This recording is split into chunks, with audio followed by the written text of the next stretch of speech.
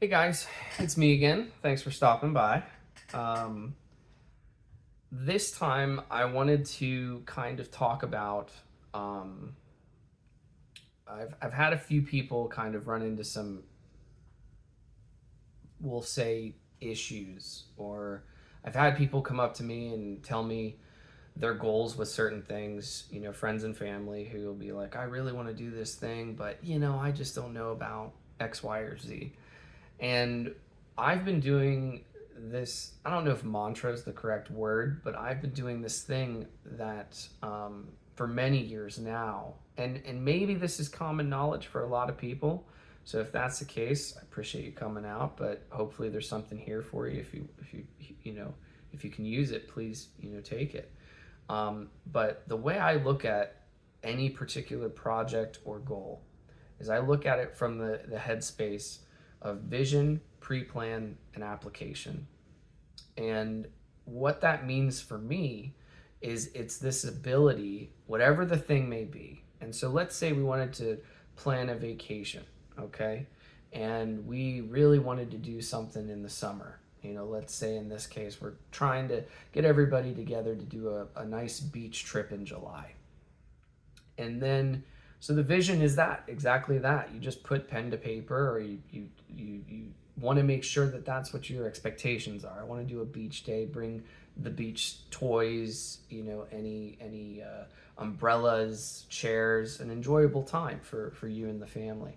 And then we move to the planning stage of that.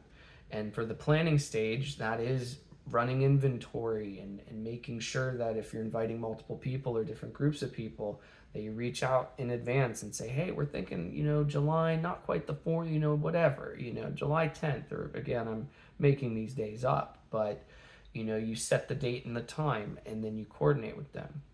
But where I think a lot of people could potentially fall apart is that last category is application. And let's say you do all that, you plan it a month in advance, you get to the weekend, you're so excited, and then it rains.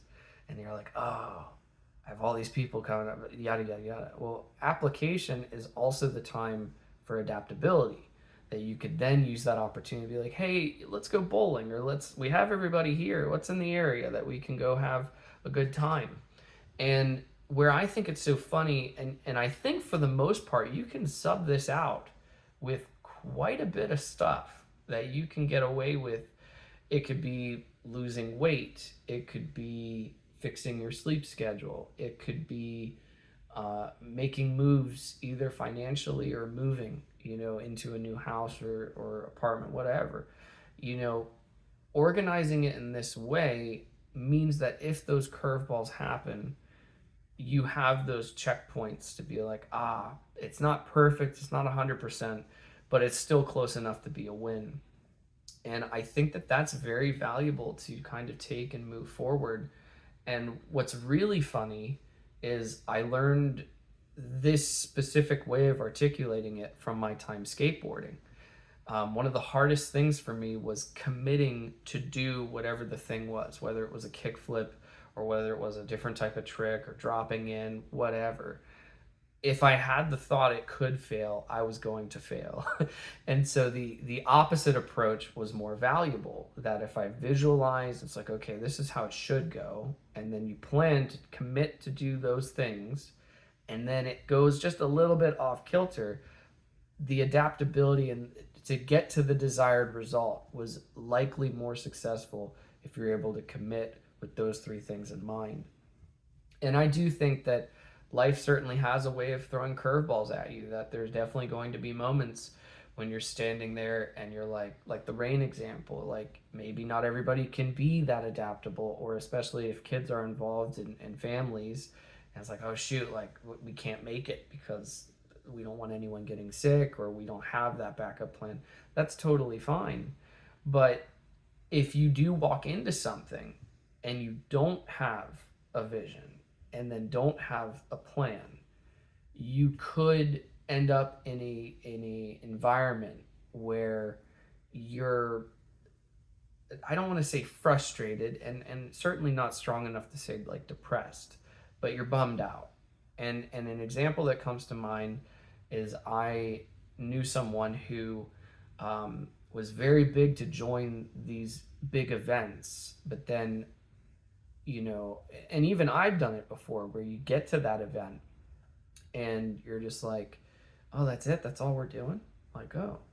And by giving up the ability to have your own vision, have your own plan, and to not really know where it's going, when something does change for better or for worse, you're kind of just following, you know, what's going on.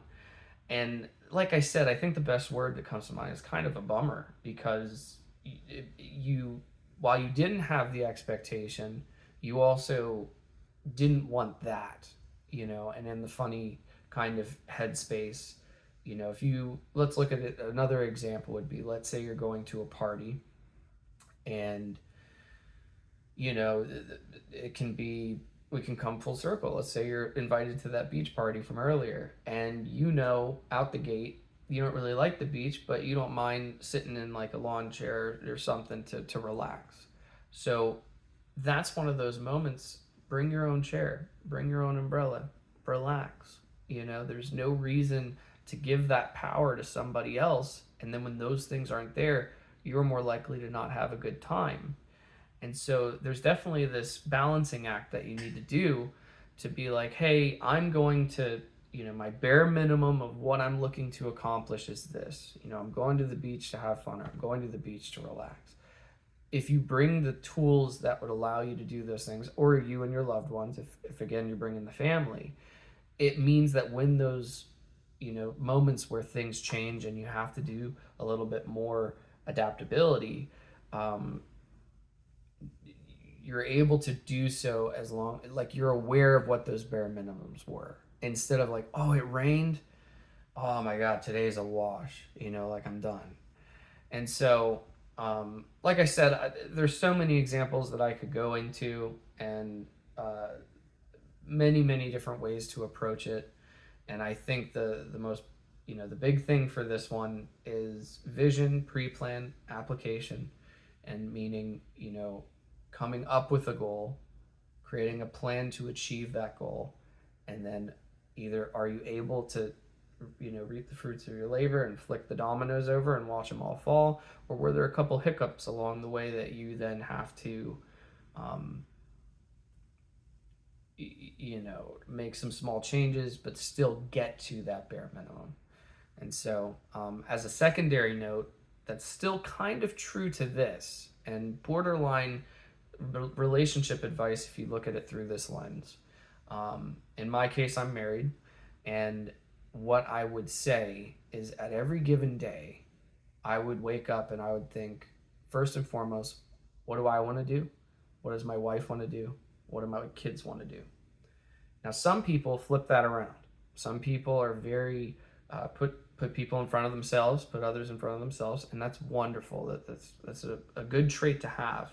But I do disagree a little bit that, at the, again, back to those bare minimums, it's better to have yourself, your bare minimum set up. So for instance, for me, let's look at it this way, and let's say that my bare minimum is, I'd like to watch my favorite show.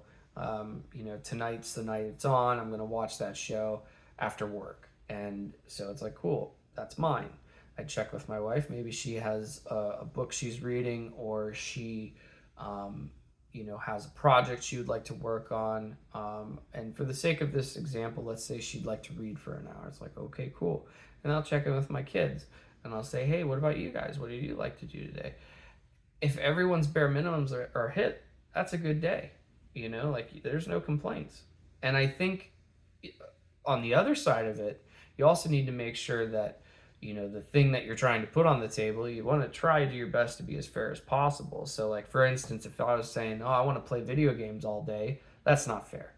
You know, set realistic expectations to say, oh, as long as I play 30 minutes to an hour or two, depending if all the other responsibilities, if the kids are good, if everybody's, you know, okay, and you can have the time to do so, then you can.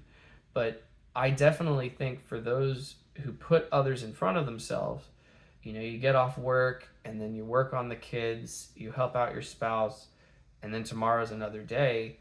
That only goes so long before you do, unfortunately, end up being pretty burned out. And I can't tell you how long I've been doing it this way for me myself, but by putting yourself not first in the order, but just by in the early in the morning, one of the first things you do after your coffee is just to sit there and be like, okay, as long as I do this one thing, it's a good day. And that's a very valuable thing. That back to the whole vision, pre-plan, and applying, even if you looked at it from a day-to-day process, you're not forgetting about yourself. You're taking that opportunity to be available for others. And it also gives you a nice little building block to say, hey, did everybody get that thing? You know, that's awesome. And then tomorrow's another day that you can set something else up. And so I hope that this one wasn't too disorganized. I know with a lot of these videos, I do prefer to shoot from the hip with low editing, if any editing's done at all. And that's just my preference for right now. Maybe I can look into some more long form content. But my biggest thing is thanks for coming out. Thanks for watching. And please let me know if there's anything you'd like to discuss or talk about. You know, I'm always open to ideas. Appreciate you guys. Thanks. Bye.